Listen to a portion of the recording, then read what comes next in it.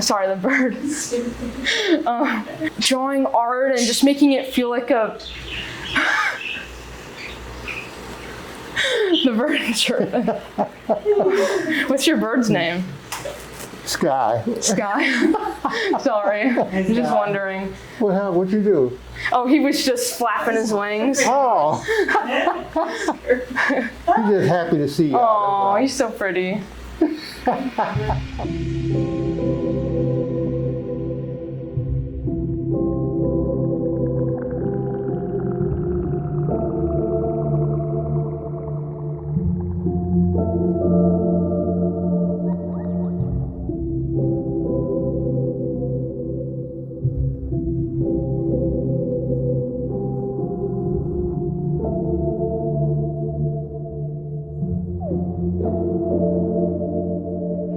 Jenna, and I'm with the Washington University Medical Center Redevelopment Corporation, and us interns at the WUMCRC are doing a business spotlight project. And today we would like to highlight Dexter Silvers of Dexter's Art Studio again on 4205 Chouteau Avenue. First of all, I'd like to welcome everybody to Dexter's Art Studio personally. I'm a freelance artist living here in the Grove, and I offer services of paint and sip classes, parties up to 20 people. What I do is I teach my craft along with having a lot of fun, excitement. Yeah, come to Dexter's Art Studio for birthdays, girls' night out, any special occasion. You're more than welcome to come. How long have you been painting? I say I've been painting since I was about 6 years old. Wow. Yeah. Oh my goodness. In the classroom project, what we did, everybody did a farm animal, and after it was completed, we had to go outside for recess. We went outside, and when I came back in, the teacher said, Dexter, she says, the principal wants to talk to you about your artwork. Uh-oh. And I'm still nervous. Right, like what did I do, right? Oh my goodness. And he said, well, that's wonderful. He said, listen, he said, you're a fine young artist. Oh my goodness.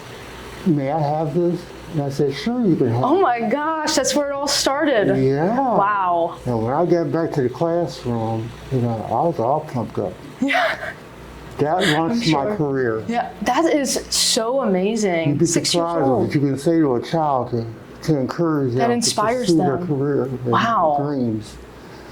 But I said after that, I said, Mr. Sodders, to myself, you think that's something, you ain't seen nothing yet. Mm-hmm. And that's where it started. Wow, that is so amazing. 6 years old? How has your art grown alongside you as you've grown up? I'm getting better at this, and I'm being more accurate. I'm taking it more serious, and my philosophy is, if it ain't right, make it right. Right. Try to fool nobody. Tell the truth. Right. So your art has matured with you as you've grown up and through the years. It's like it reflects your growth as a person as well. That's really interesting. It does. Yeah. And I want people to be able to read my paintings and find the message I'm trying to deliver. Yeah, that is awesome. I love that. I just think you have really given back to St. Louis with your paintings. You've highlighted the wonderful kind of moments throughout the city that people don't really consider or think about. So I thank you for doing that for St. Louis, and I think what you're doing is wonderful. It's a lovely field to be in, to be able to document history. Yeah. I can even paint portraits. That's my granddaughter down there. At the Bloom. Yeah. Oh, that's so cute. With does she actually have the art studio T-shirt in real life? Yeah. No, that's so true though, that they are literally living documentations of history and a point of time. How people post on Facebook, like St. Louis 100 years ago was a photo, when it's a photograph or a map.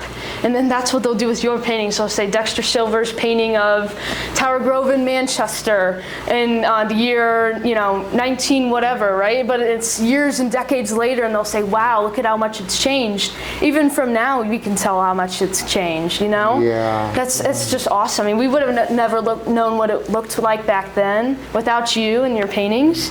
One of the most challenging paintings that I did was this portrait of my home, my mother. Wow. That's my studio right there. Oh yeah, wow. This was painted in '91. Okay.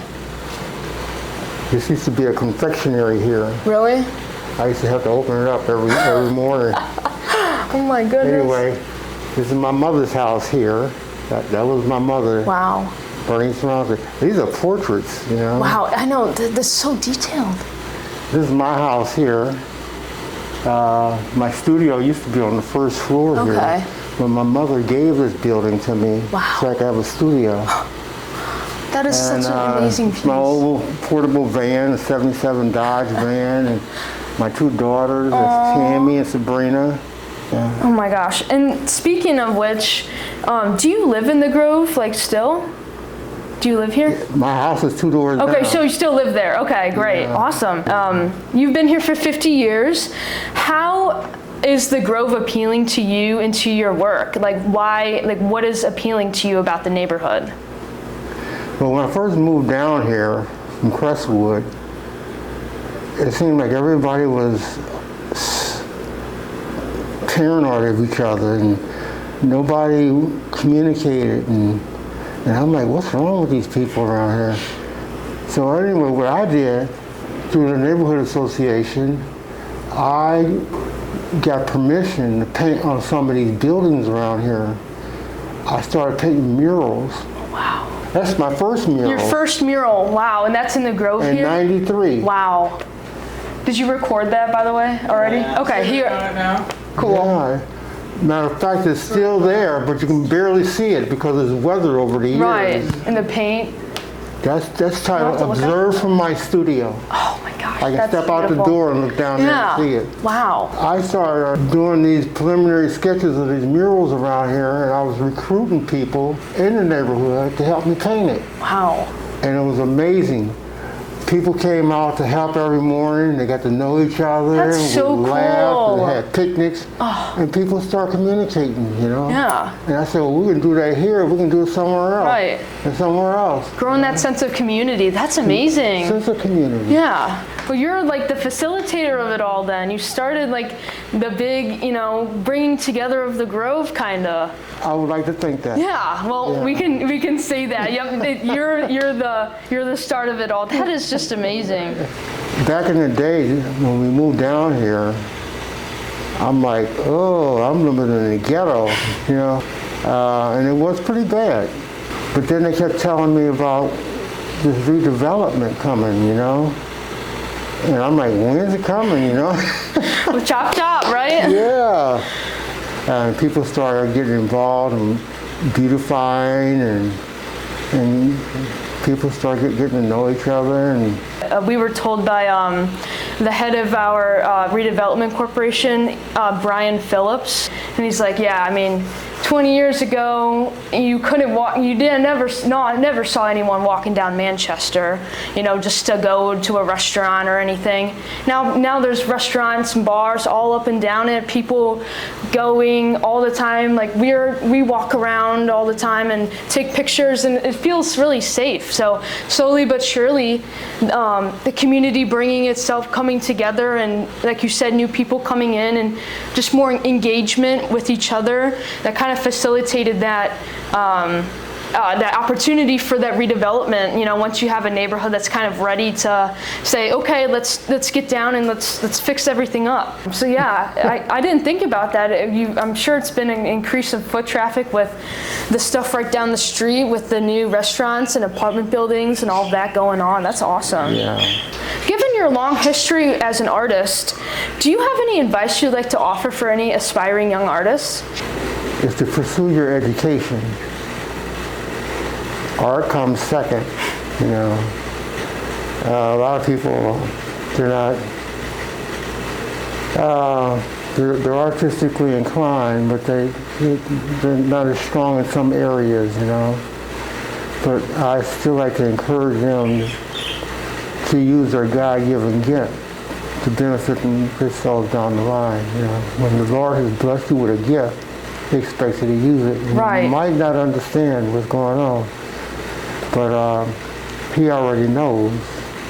All right, guys, do not forget August 31st to September 2nd, Dexter will be at the Missouri History Museum in Forest Park with hopefully 60 of his paintings. Hopefully they all make it in there. But please go check him out, check out his work. He's got so much stuff that we have not showcased in this video already. Like he said, there will be new works that will be presented at the exhibit at the museum.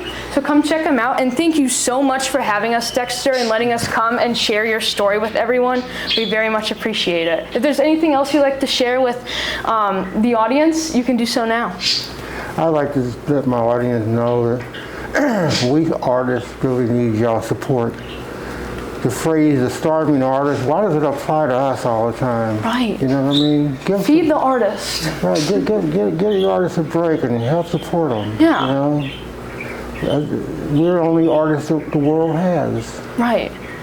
Support your artists, because without our artists, we wouldn't have beautiful, wonderful records of St. Louis landscapes. Please come support Dexter. Stop by, say hi, come visit him. Come to a sip and paint event, or just come by and stop by and talk to him. I really appreciate y'all's attention. Thank you so much. Of course. Thank you so much. It's nice to meet you, sir. The pleasure was all mine. Thank you. Bye-bye.